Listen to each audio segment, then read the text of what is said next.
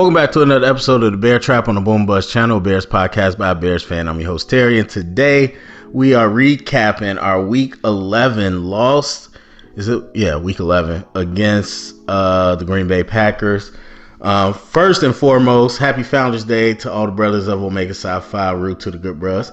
I just got back from the doctor. I got some answers. Know what I'm dealing with. Sucks, but now I know how to move forward. But just so you know where the headspace is, that's insane. Oh, never mind. That's incomplete. I'm sorry. I got the Chiefs game on in the background, and they just had an incompletion of Xavier Worthy that was huge, but I guess he didn't get his feet in bounds, and I was about to be mad because I started to put that as one of my props on my parlay today, Xavier Worthy for a 20-plus yard reception. But for the second week in a row, he goes out of bounds. Anyway, let's get to the Bears. The word that comes to my mind is confirmation bias. That's what I feel when I see the conversations happening today. And what I already told you the conversation was going to be, I already knew what it was. But let's focus on the offense. That's what everybody wants to talk about. Nobody wants to talk about anything else. We'll talk about other stuff, though. We will. But let's get right to the point. The offense. What was different? That's what everybody wants to know. Now, I'm here to tell you, like I always am. Let me get to the film first. Let me, the numbers, the box score, all that. That's going to tell you one thing. And, some of the stats will help us out, but I'm not looking at the stats. I'm not doing any of that right now. All I'm doing right now is talking about what we see in the game. And, the unfortunate part, especially when it comes to the run, number one, you don't get a lot of replays and you don't get a lot of angles. That's why the film matters a lot more. So we'll see once we get to the film what is actually what. So what was I looking at? Let me give you the process so you help, everybody evaluate better. I'm looking, number one, at the formations. Is there a difference in the formations that we're calling when we call them?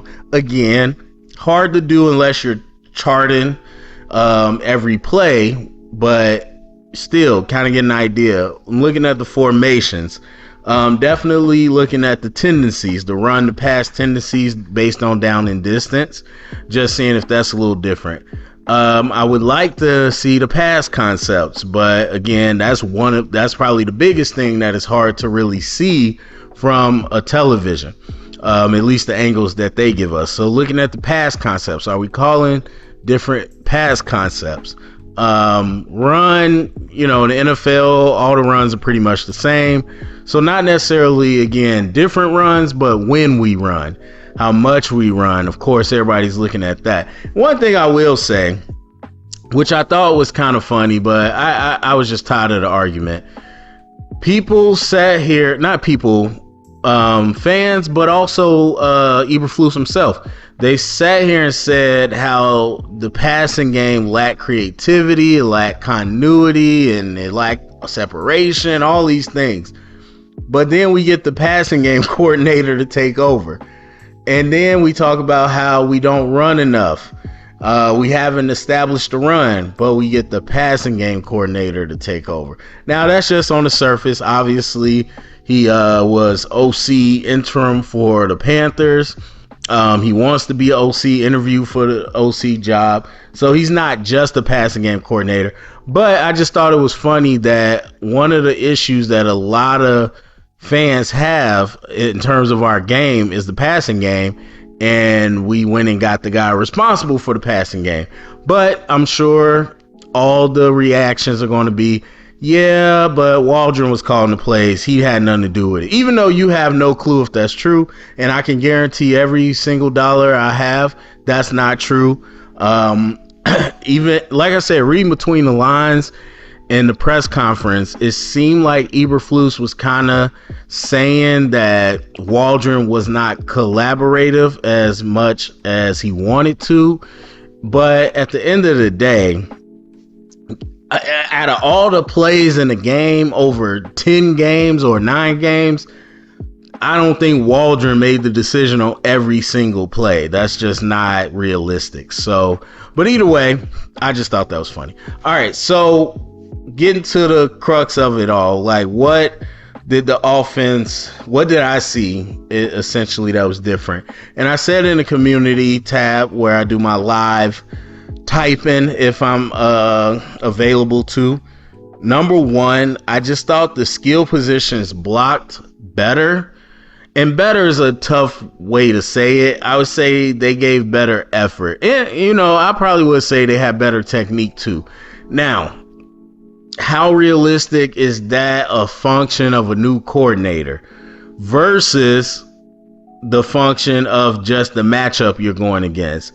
The probability is the matchup. Like, at the end of the day, who you play matters. I've been saying that for years. I don't understand why people don't get that. The same people that were like, whoa, the Bears against the Panthers was so good, and I don't want to hear it's just the Panthers. Well, when you play in the worst defense in the league, it kind of, has a huge impact on the outcome. I don't know. Maybe that's just the crazy football that I learned. So, yes, who you play matters more than anything. Can a coach emphasize things more? Yes, it's week 11. Can a coach have more drills that week when you're actually on the field to emphasize blocking? Sure, it's week 11. Can a coach completely retool how a receiver blocks? No, it's week 11. So whatever it might be, and I'm sure it's different for each player, but I'm just saying I noticed that blocking was better, specifically from Keenan Allen. Now, to me, I thought Kmet, his angles were better. But Keenan, I just thought his effort was better. He didn't even try before. Now, we know he came out and said Waldron was too nice and all that. Now, some people are going to take that as a shot at Waldron. If you really look at the quote, for me, what he's really saying is that there's too many people on this offense that are not being held accountable for not doing their job. And so, yes, that is a shot at Waldron, but it also tells you that the players are not doing what they're supposed to do. And so one thing I hate as we move forward in this conversation, which you already know, I absolutely hate this rhetoric like the coach does everything. Every time, even the great Tom Brady and, his radio broadcast, and I'm sure his radio speak for him, but still, everyone does this and I absolutely hate it. Waldron needs to throw to Kmet. Thomas Brown getting the ball out of Caleb's hands fast. The coach does not play. What are y'all talking about? I just don't. I don't understand why everyone keeps saying that. I mean, I do understand to a certain extent. Everyone thinks that the coach is just hand holding the receiver or the offense and the quarterback and telling him in his ear. People think that the coach is in the quarterback's ear the entire play. Like, okay, drop back. All right, now look left. Now look right. Now he's open. Throw it. That's not football. First of all, the radio cuts off at a certain time, so that's not it. Yes, there's coaches that say, hey, make sure you look for this and look for that. Fine, but at the end of the day, the quarterback has to do something. The quarterback has to make the throw, has to make the read.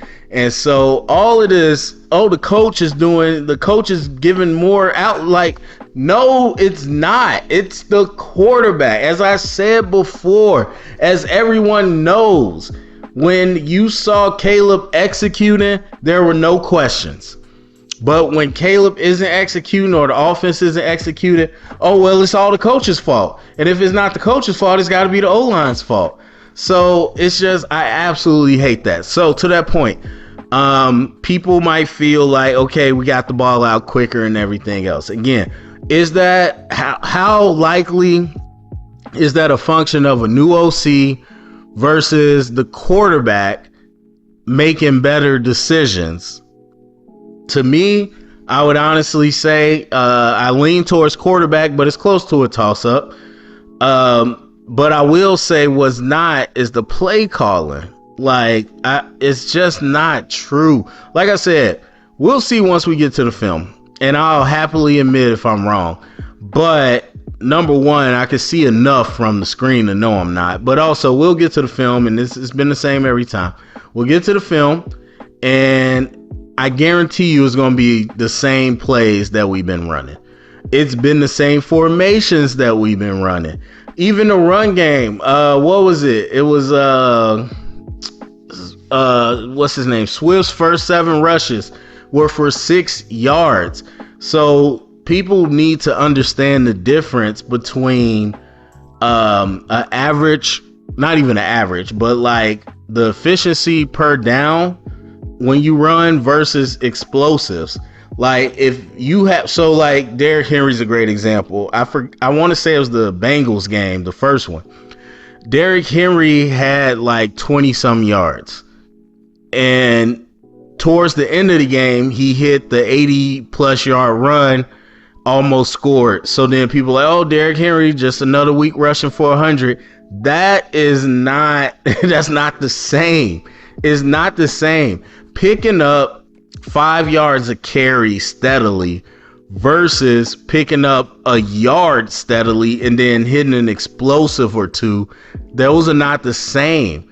And so for me, you watch the game, and again, you have to understand the nuances. So to me, the play calling, I don't think is that much different, to be honest. Caleb's execution, noticeably different. And again, I want to wait to get to the film to talk more about the passes, but I didn't see anything that was new. I didn't see anything that was different. And to be honest, the ugly truth, which I'm sure everybody's going to either judge me silently or they're going to get in the comments and judge me for saying this, but the ugly truth is Green Bay did not play well on defense. That is a big factor. I said that in the community. The pass rush was terrible until they put Rashawn Gary, who I was shocked wasn't doing well, but they put him on the left side, or our left side, towards the end of the game where he's going against Braxton. Braxton was having a cakewalk all game. As soon as Rashawn Gary gets over there, what does he do? Bull rush. The one thing that we know Braxton's not good at. And so as soon as that happens, then we start having disruption in the pressure.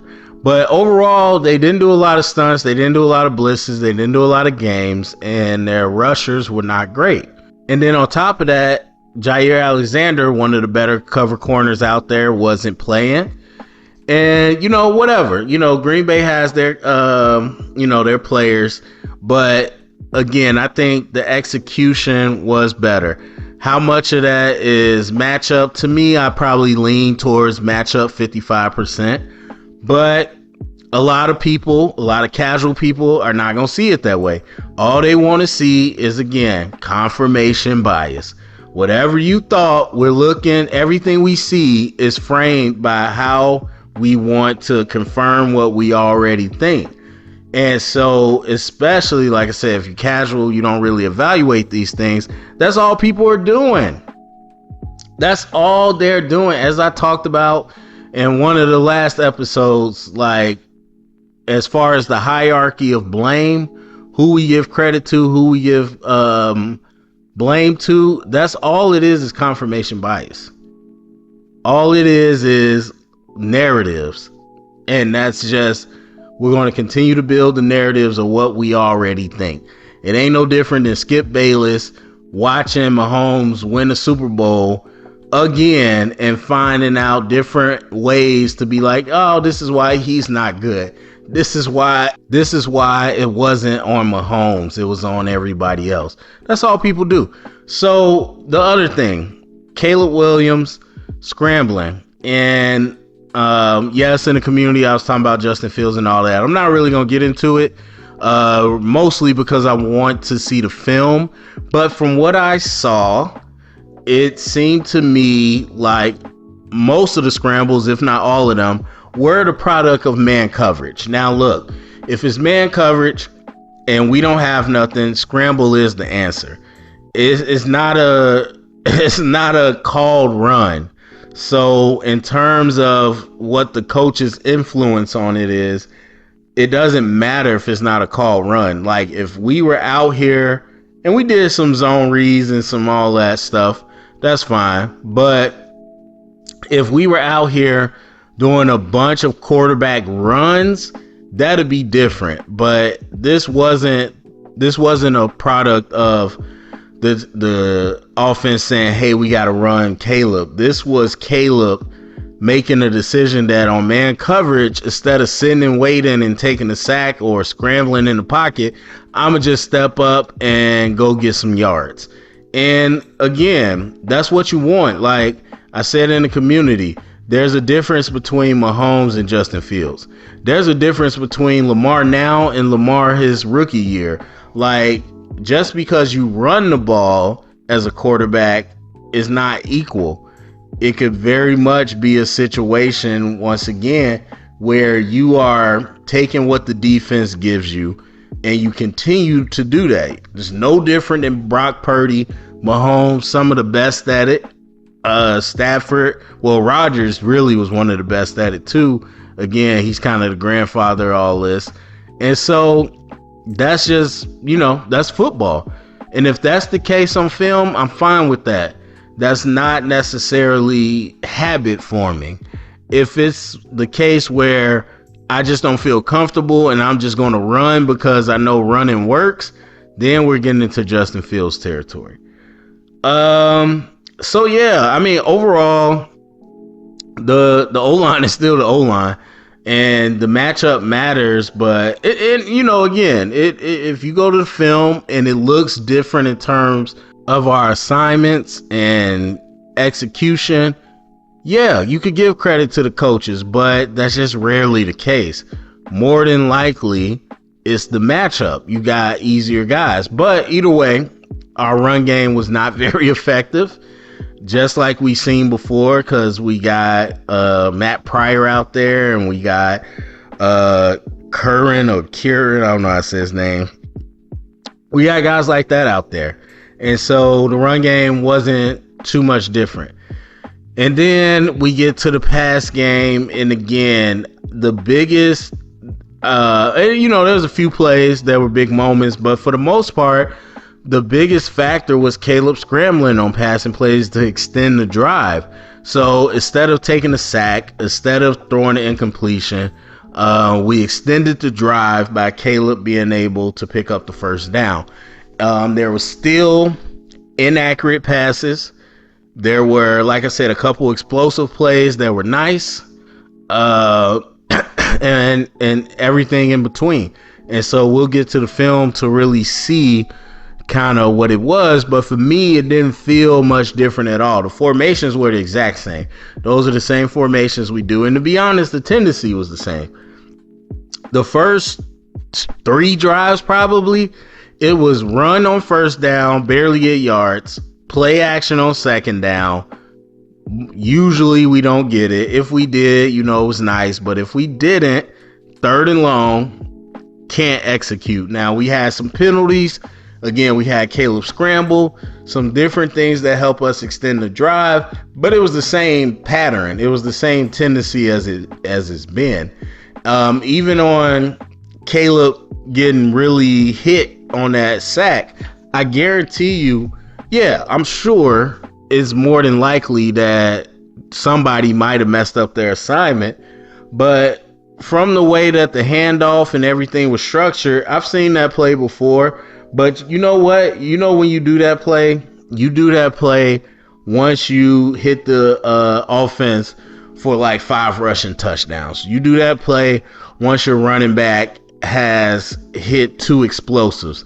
You do that play once you get about 50, 60 yards rushing.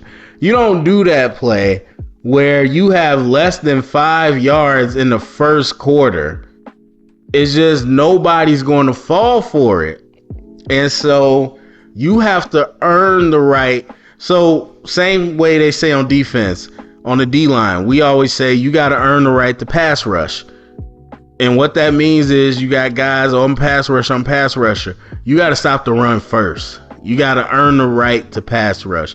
Because if you're the type of D lineman or the D line that can't stop the run, you never going to get the pass rush because they always going to be second and short, third and short, or they won't pass because they're so busy running on you. You got to earn it. Same thing on offense. You got to earn the right to play action. You can't just play action just because you want to, because it's human tendency. It's psychology. I'm going to trigger this. This is why you operate different to a Tyreek Hill. You move different to a Tyreek Hill, or Jay Jetta, or Christian McCaffrey, or Travis Kelce. You move different when they move because you know probability wise that's a top target. And so if I'm a defender and all you doing is eliminating, like I said, you get to the line of scrimmage and pre-snap, all you doing is eliminating. There's 1,000 possibilities. I'm eliminating this, I'm eliminating that. What's most likely to come? And so when you get up against the Bears, I'm like, yeah, is it most likely that Swift is going to gash me? No. So am I going to trigger fast? Am I flow fast and I'm chasing fast? No, I'm not. I'm looking for the play action because on second down, the Bears love to play action and they love to pass and they can't run the ball.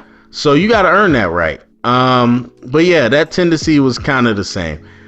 All right, to wrap it up, and I'm trying to think. Defense, I mean, lack of pass rush, but that's just been our thing. That's the two biggest things I can say. Lack of pass rush, linebackers don't flow downhill. That's been the issue. So the last thing I'll talk about is the end of the game. Look, you get into field goal range, and I don't know what the yardage was, but I know it was less than 50 yards. That's makeable field goal, even by any standards of the NFL, let alone this year where most of the kickers are making crazy kicks. So that's a makeable field goal. I don't want to hear anything about you should have got yards and all that. It doesn't change anything. Now, I haven't watched the play and got to the film to say what happened, but the thing is, it's operational. He didn't miss it. This wasn't accuracy. He didn't miss it wide. Excuse me. He didn't miss it wide right or anything or short. This wasn't a distance issue. It wasn't an accuracy issue. It was an operations issue. And same exact thing as I said when we talked about the Hail Mary. I'm going to need y'all to lock in a little more on football. If it's an operational issue, it doesn't matter that we're closer. And look, I'm not a special teams expert, so some special teams coordinators or people that are good at that want to say the angle and this and that would be different. Maybe, you might be right. But I mean, I know if it's a 50-yarder versus a 20-yarder, the trajectory is going to be different. And again, I got to watch the play. But if it was an operational issue, meaning that we didn't block somebody we were supposed to block, or if the holder dropped the ball, whatever, those things, it don't matter what the distance is. And again, these are fans that react off results and don't actually evaluate the process. Oh, we missed a field goal. Eberflus sucks. Oh my God, fire him. And I told you, didn't I tell you that if we lost and the offense looked better, or to be honest, even if the offense didn't look better, people are going to be saying fire Eberflus?